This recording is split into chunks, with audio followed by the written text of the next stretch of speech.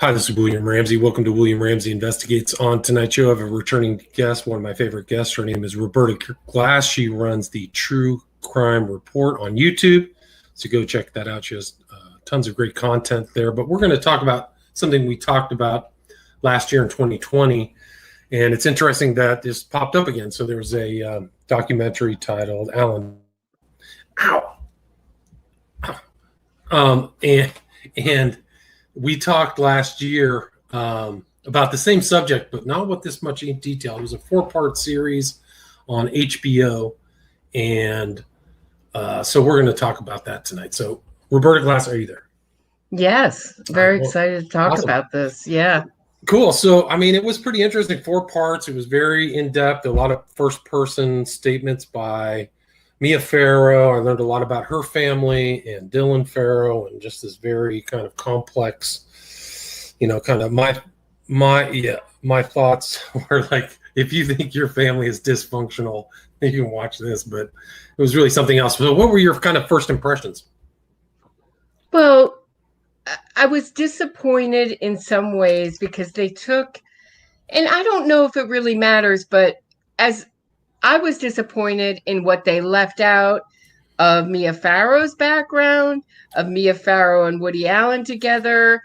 And so it sort of set up this dichotomy where Mia Farrow is wonderful and terrific and the best mother, best person in the world. She was just a little too naive.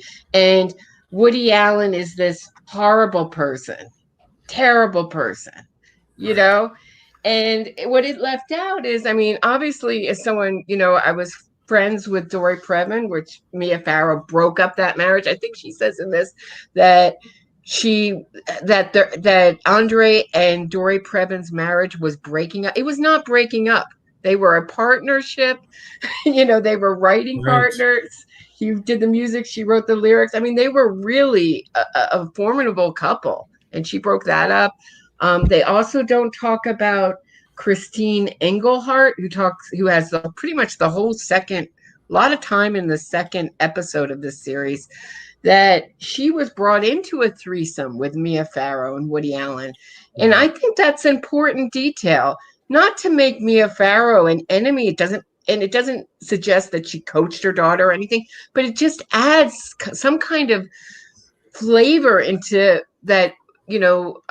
Mia Farrow was not enough for Woody Allen. He needed to get an underage partner and bring it into this threesome. So and she was left out. Yeah, but Engelhardt was with Epstein before Allen, right? So she was like an underage. I don't know if she was trafficked, but she had a relationship with Epstein too before Allen, right? 16. So when did she meet Epstein? I don't know. I got to look at my facts, but I know that she had a long relationship with Epstein. Right. And she talked about it.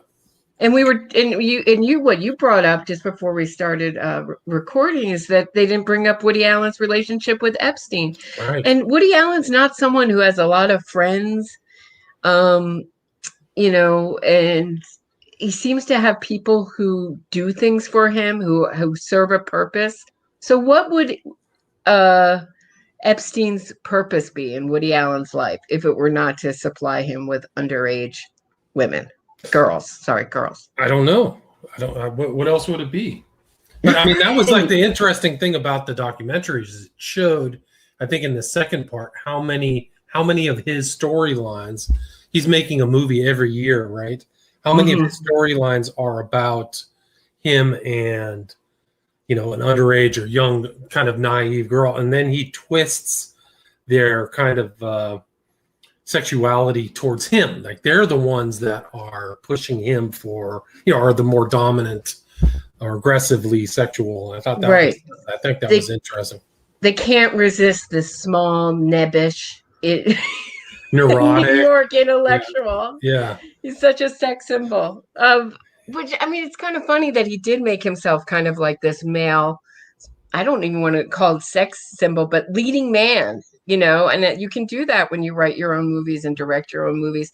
But the other thing that I think is important when you leave out Mia Farrow's the kind of, when you look at her family and she's adopting all these kids, and she even makes these admissions that are very telling. Like Woody Allen said that he would love our baby if it, would love our baby if it was a little blonde girl. Blonde So I hair. went out and adopted one, thinking he would love it and love me more. Like it was just a very telling admission that these babies perform and these children fulfill needs in her, deeply as primal motivation for, but the reason why I bring this up, so, Mia Farrow is not being accused of sexually abusing her children. She's being accused of physically and emotionally abusing her kids by Moses, but that came out way later. And how reliable it is, I don't know. It could, both can be true. They both can be terrible people, and Woody Allen can still be, still have molested and abused Dylan. But the reason that this narrative on Woody Allen's side stuck so much with the public is that there is a great deal of the public that looks at Mia Farrow and thinks that there's something very, very wrong with her. That's why it wasn't just his incredible PR team that made Woody Allen's narrative stick so well and cemented it so deeply in the public's consciousness. It's that something, you look at Mia Farrow and she seems, and she's admitting in this that she hit Sun-Yi, and in court she admitted she pummeled her arms and it hit her face. It was really like an attack. Is that the first time it happened? I don't know, but it seemed like it made sense. But when you see Woody, what makes me feel that Woody Allen is guilty has nothing to do with what Mia Farrow says, and even so much so Dylan, it's what comes out of Woody Allen's own mouth. Yeah. He won't take a lie detector test. Now, Woody Allen supporters just deny all this. It's, well, they're going to say that, I guess, the lead investigator in Connecticut is lying. Fine. Basically the Woody Allen supporters, their narrative is everybody's lying but Woody Allen. But, he still, this many years later, won't say where he was for those 20 minutes.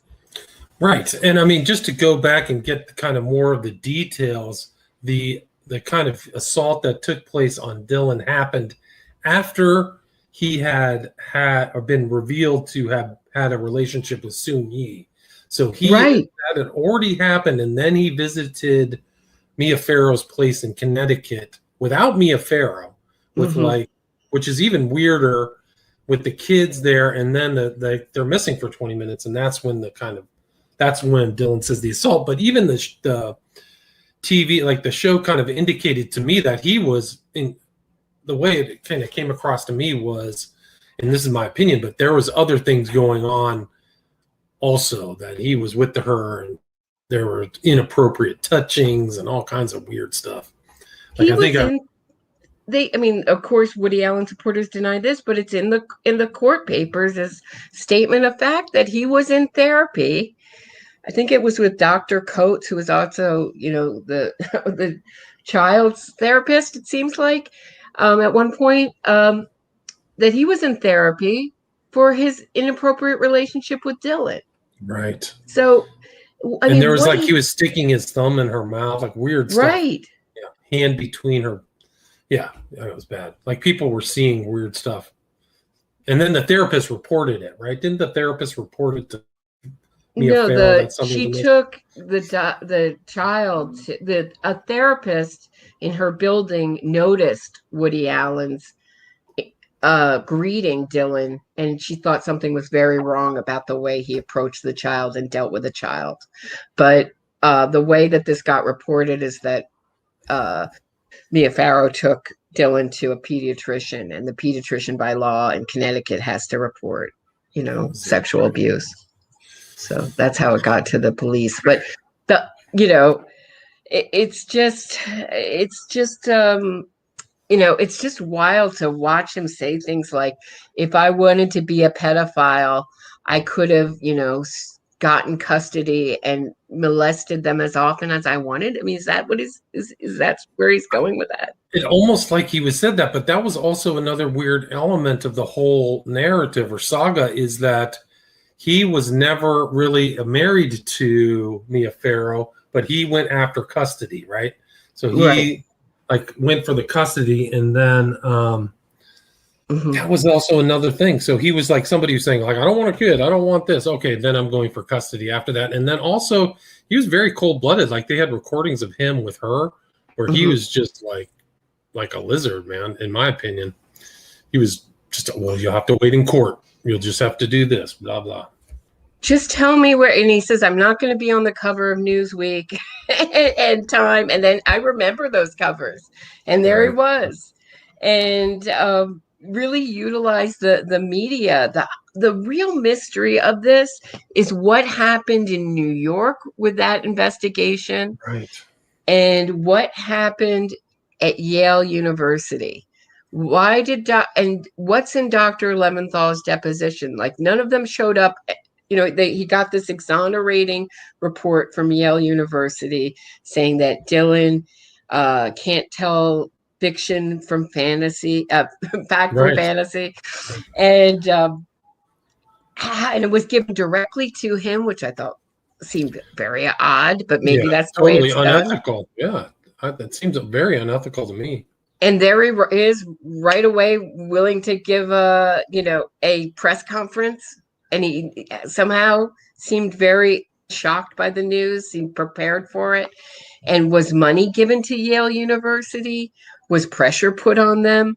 Why didn't they show up in court? What's in Dr. Leventhal's deposition? That's what I want to know. And the other thing that's very interesting is the way that he was written about in the New York investigation. They said that they called him a big fish or a big wig. I can't remember the exact phrase, that we have to deal with these kind of investigations differently. Paul Williams was fired, the investigator who believed Dylan. So it made me realize that Woody Allen's movies are really advertisements for New York City. I don't that's out to make advertise, but they're love letters to New York City. And the way he's a royalty here, they don't want to bring him down. New York City doesn't want to bring him down. That's a valuable asset to New York. Right. And it was also weird that they interviewed Dylan times. So it's almost like they're traumatizing her again in the new, like, how many times do you have to interview her? I think Paul Williams said, like, there's a problem here doing this over and over. I think Paul Williams said there was enough for there was enough for a criminal investigation. So then he got sacked, and he was like a lauded caseworker. So to me, like when I was reading that, I'm like, there's something going on behind the curtains, you know. That's kind of what I was thinking. Did you get that impression? Well, I had a more. I mean, are you talking about sort of like a pedophile underground protecting him type thing? More of like he put people in place to influence outcomes. Is kind of my or people behind the scenes pulled strings to get the desired outcome. That's the way I thought that with the Yale, especially New York City, though, where I've lived for decades now, really treats these people, especially people who make films like that. I can see just his persona having such heavy weight without any kind of money being exchanged or influence. But Yale, I thought, what donations were given, what influence, and also Woody Allen has like this incredible list of medical people that he employs. He has a medical doctor for practically every part of the body, and psychiatrists. And how deep does that go? How much does that? I was just curious as to whether he knew someone who knew someone at Yale, or if it was a donation, or if they just really wanted to squash it and just put it away, didn't want to be the people responsible. But the fact that none of them showed up in court seemed, I take the same opinion as the judge did. It certainly makes the report a little bit more suspect. Right. But I mean, even the prosecutor said he thought there was enough material to take it to court, but he didn't want a 7-year-old girl to, be the one that it was all going to ride upon. Right. So Connecticut's yeah, Connecticut. What was his name? Mako. Yeah, so there's a lot in there, and yeah, I just thought that. I mean, I thought that from listening to her, what would you think about Dylan? And she kind of was weaved through the entire show, but I kind of got the impression that she was trying to like detach her from her child persona. Like she dyed her hair red, she wore kind of orange lipstick. Did you kind of get that impression? She looks troubled to me. I don't warm to any of the Farrows. You know, uh, I hate to see someone in pain. I sympathize. I feel badly for her. What she's been through is terrible. And I also sympathize. She kind of lost out on the parent lottery. But yeah, I don't know. To answer your question, I saw a troubled person. Do I believe her? Yes, I do believe her. But do I warm to her? Do I relate to the Farrows? No, I don't. And I think I wish that the filmmakers hadn't gotten so kind of enmeshed in the Farrow world, because it became this kind of just glowing, all. And did you think, I thought it was also very weird at the end, the last episode, where after all this happens, all this upset in the family, they leave out Mia Farrow changing all the kids' names and all the weird things that happen. And then she's got more kids. All of a sudden more kids pop up. She's adopted more kids. Like, when is this child adopting ever going to end? Like, if she had this many cats, people would be like, she's a hoarder. But because because they're human beings, she's Mother Teresa. I find it so disturbing. Same with Angelina Jolie, these kind of empty women who can never fill the hole of whatever's wrong with them with kids.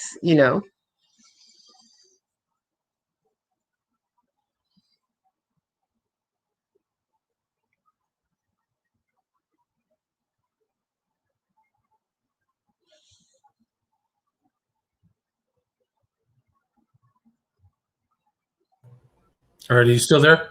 Yeah. Internet just blocks out sometimes, so that's 90 seconds of emptiness. Sorry. So you were talking about kind of her, about Dylan Farrow, and you weren't warm to the family. No, I don't warm to anyone in the family, including Ronan. Interesting. But I think it's very interesting the way Woody Allen defenders are making this about Mia being a terrible, and Mia's doesn't have to answer these questions. Woody Allen does. I think it has to, and I was sorry that the documentary took that position of Mia Farrow being so great, Woody, because it doesn't really. I wish we got a more less biased view, And when you mesh in the Farrows and their friends and their family, you're going to like them and you're going to want to present them well. But I don't think it does any favors to basically the argument that's happening, because it's Mia Farrow's horrible, but they don't have any evidence that she coached her kid. That's what they need. Right. Who's saying she coached her? When? How? And why did she make this up? That was the PR, right? Right. That's what Woody Allen's defenders are saying, is that this was all made up to punish Woody Allen. And the amount of people who would have to be lying, the babysitters, right, the investigators, Woody Allen, and basically they just deny all the evidence. And the really odd stuff is that he wouldn't take a polygraph. His hair was found in the attic. He said, I'm too claustrophobic to ever be in that attic. And then when they found his hair in there, they said, maybe I did poke my head around once or twice.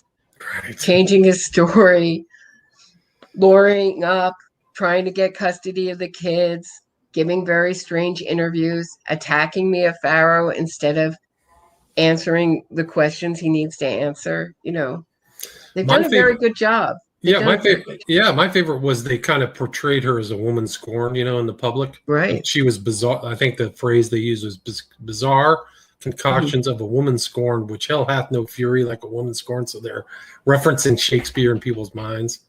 And I didn't see that. I mean, the real thing that happened was that broke them apart permanently was that Woody Allen was having sex with Soon Yi, possibly when she was underage, right? Before she went to college. And, last time we talked about this, a few women said to me, thank you for bringing up something that they felt was very important, which is what I said was that, when you're a little girl and it doesn't matter that Woody Allen didn't adopt Soon Yi, wasn't the adopted father. He was introduced to her as a father figure. And that's very destructive to insert to sexually prey on her and groom her and or have a relationship, however Woody Allen defenders want to fall in love, however they want to put it. Right. It's very destructive and psychologically damaging and inconsiderate of what would happen to her. It's all about what he wants. And what I said last time we talked is that every woman remembers a time when someone in that kind of position of authority sexualized them. And it's a very disturbing moment in a girl's, experience. And I don't think Woody Allen defenders are getting that. It doesn't matter that he didn't adopt her officially. He was introduced to her as a father figure. Right. Even if he was, introduced as, and I put teachers in the same category, uncles, close family friends, it's all very, very destructive.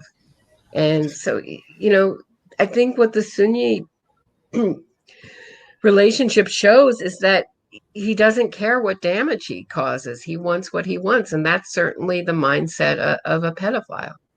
And isn't that what Dylan said? Is like when she found out about Soon Yi, she was like, I think she said, I just found out it wasn't just me, right? Mm-hmm. So that he was, there's probably a lot more to both of those stories, in my opinion. So, the Soon Yi stuff is pretty disturbing. I mean, I think they said in part 2, they said that there was an open question when the started whether she was still in high school or not, because I think they said he was calling her at high school or something like that, or in Connecticut. Do you remember that?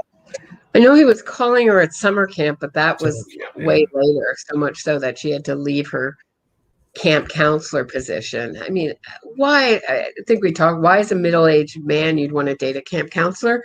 But I know that the maids told stories that they found condoms in the trash and stained sheets after Soon Yi left when she was in high school from her visits to his apartment from when she was in high school. She would sneak over. So it makes, how much of this do you think was done to punish Mia Farrow? A lot. Don't you think? Like, he probably didn't want her to be talking or having any motherly defense of her children. Don't you think that was part of it? Kind of, I got the vindictiveness I thought was there, definitely. Definitely. I think a lot of this was done to hurt her, break her children, take her children away, punish her. I think, and it's shocking that marriage has lasted so long between Soon Yi and Woody Allen.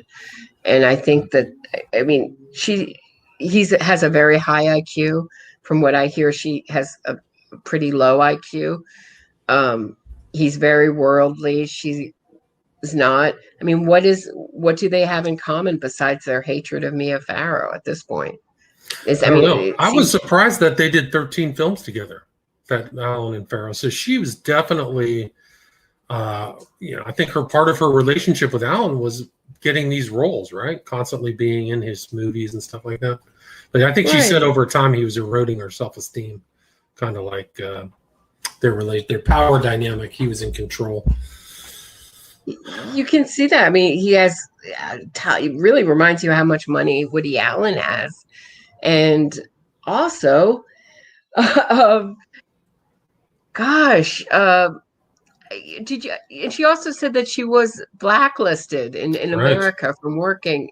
Now, I kind of my eyebrow raised a little. That was she blacklisted, or was she a middle-aged actress where there were such few parts? It might have been. I mean, right. So there you go back to her telling the story, right? So she's like countering with her narrative in this, and it makes me wonder how this whole documentary series got started. Was it on her behalf? Was she trying to find the director? Did the directors and the producers come and find her? Did you ever find anything about that? Because it seemed like Dylan and Mia Farrow were more than willing to talk about everything in detail. Right. From the way that, who knows if it's true or not, the way the directors tell it is that they begged them, asked them, had to really work on them to participate. I don't know. And what do you think about Moses and Woody Allen not participating? They say they were asked. I don't know. I think it's interesting that he like port of Allen for whatever reason. I don't know. But I thought it was interesting that they pulled these snippets of his audiobook apropos of nothing. And that was his whole approach of like how he was the father when, according to other observers, he wasn't. He was just kind of a guy who showed up. Yeah, I had some, when you're dating someone and you have 7 kids, you go out on a couple dates and the guy said, I have no interest in kids, and you have 7 kids. Don't you cut it off and say, I don't want this to go any further? Not like how many kids does she have total? Because at that time she had 7, and then they added more and more, right? Right. I think I have a list of 14 or 15 kids she has had all together. Yeah. It's intense. And then Dershowitz shows up too. So they got another guy who's embroiled with Epstein is in there making commentaries. Dershowitz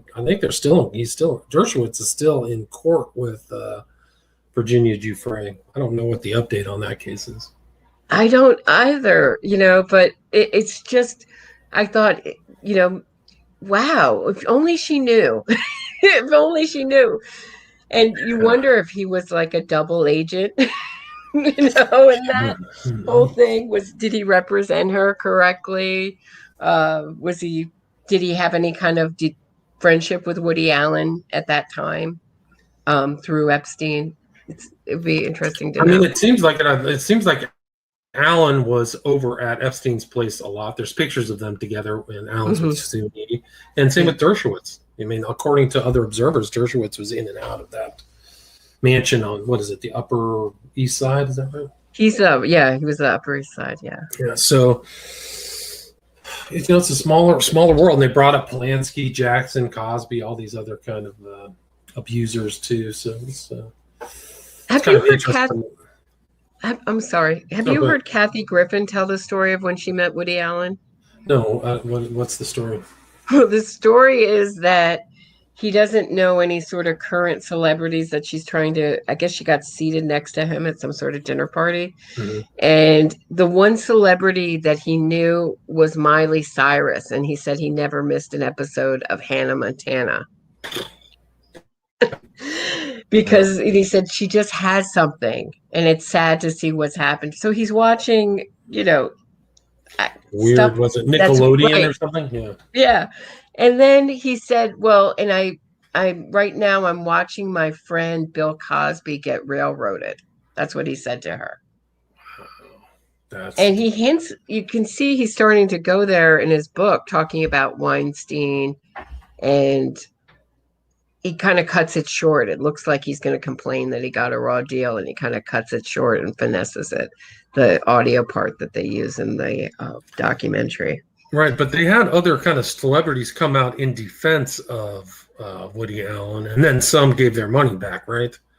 I mean, there definitely were, and I think it was interesting when Ronan brought up the transactional access journalism theme about how Allen kind of manipulated, and I think his PR person was Leslie Dart, how they kind of expected certain things in, certain journalism access with strings attached. Did you kind of get that impression? Yes, and we saw that with Bill Cosby. Speaking of Bill Cosby, where he said, if you want to be seen as a serious journalist, you better scuttle this interview where I'm confronted with these allegations. And he also gave a story of his daughter in exchange for a story about him assaulting women to be, Very, very, buried. yeah. Yeah. So Yeah. it seems like it's common thing in Hollywood. Hollywood, yeah. Never really get to the truth. That's why so much of this stuff gets put. I mean, you can actually bring up the West Memphis 3, how few people bring that up, and real journalists. So you can kind of a broader, landscape that this is going on, not just Alan, but all kinds of other people too. And I also had to, when Nicholas Kristof of the New York Times came up in the documentary, saying that I was happy to give Dylan a voice. I was happy to give this victim a voice. This is the same Nicholas Kristof, and I tweeted this, who has been trying to free Kevin Cooper. This rapist murderer killed a whole family in California that also Kim Kardashian is trying to get out. Right. Yeah, I remember that. He's been writing love letter pieces and starts talking about the media and fact checking and, the whole theme of what Woody Allen said, the whole theme of the documentary, it doesn't matter what's true, it matters what's believed. And I thought, wow, that's really interesting, because certainly that's what Nicholas Kristof is doing with that Kevin Cooper case. He has written so many articles leaving out most of the evidence and pulling, and really obscuring the truth of that story in order to free a multi, killer. Right. But didn't the appeal say that there was no chance anybody else could have done the crime, if I remember correct? Wasn't Cooper in like an abandoned house or something like that? Right. He broke out of prison.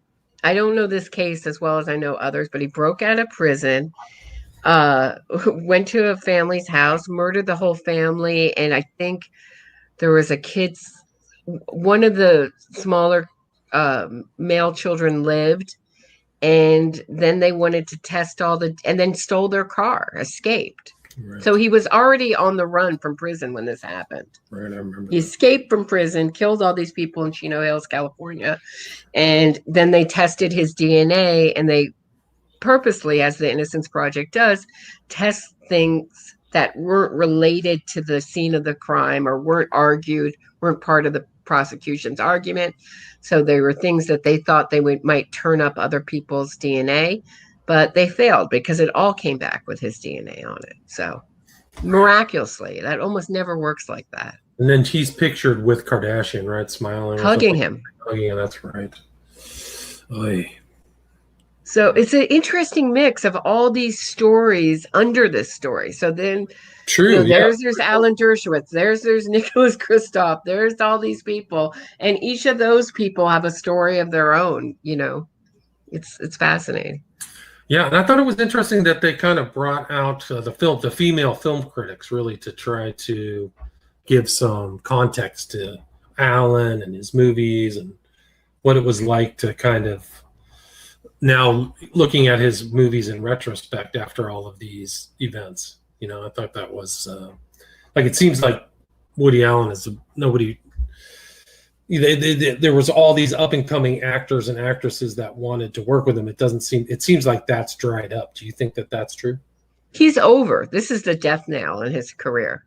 This documentary, it's over for him. It's over. It's at least in America. Maybe in Europe he'll have some kind of career, but not in America anymore. It's over. Didn't they say his most recent film was distributed in France but not in the US?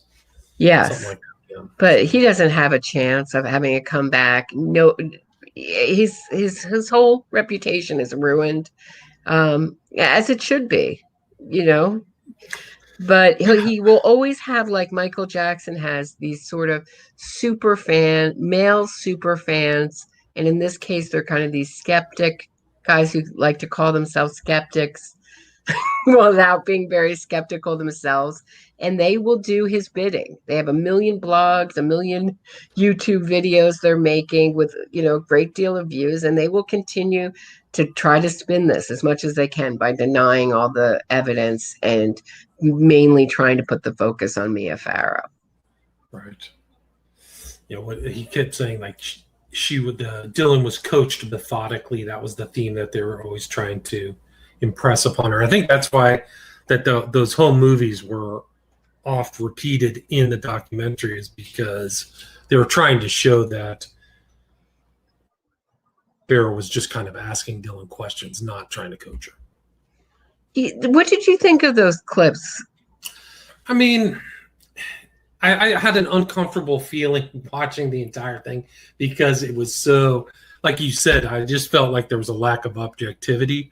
But I felt like as a juror, I found them to be believable. If somebody if I was in a court and somebody said, "Hey, this is the statement of what's going on," I would have found those to be credible evidence. What did you think? They were sold as the big piece of evidence. To me, they're very clippy and hard to tell what happened before or after. I certainly believed her when she was talking, but I think I found much more.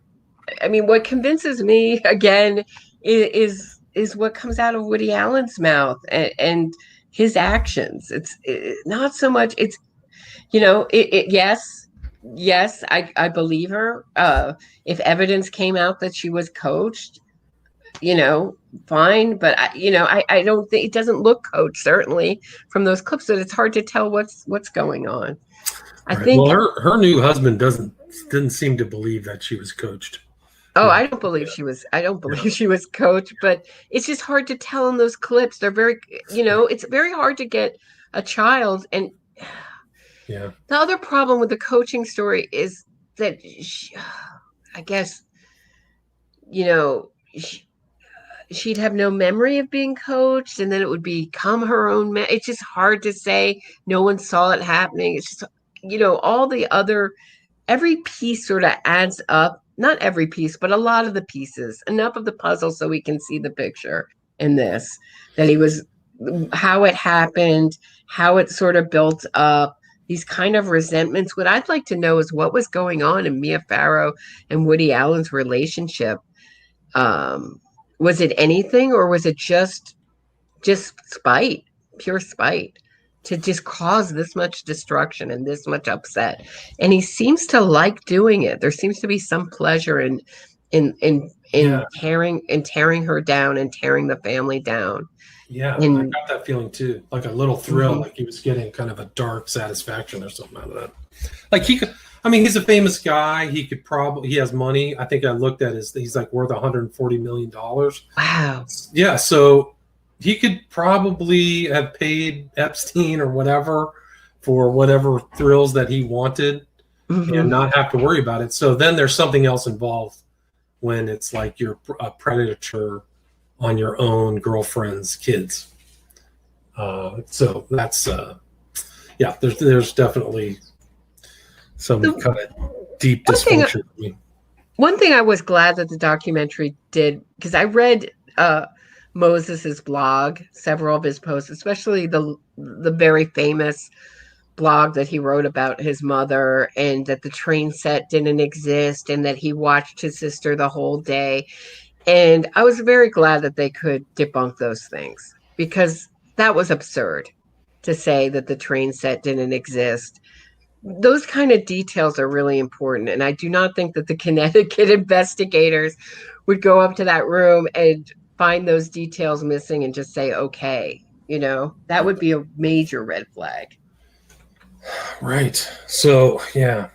I mean, there was a criminal investigation, right? So, I mean, all that stuff. There was weird stuff too. Like, why would he make this kind of like public statement at the Plaza Hotel? Like, oh, I'm going to go give a, public hearing here. And I thought that was odd too. Like, why wouldn't he just, do something at his house, just somewhere else? It's almost like a kind of unnecessarily ornate, public statement. Did you get any feel for that from him?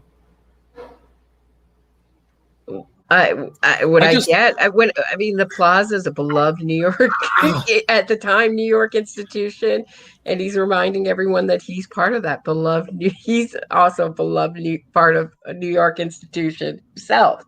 I don't know. Right, That's how I make that connection. Right? Of course, I'm going to be. It's just one of the most elegant, amazing buildings, right on Central Park.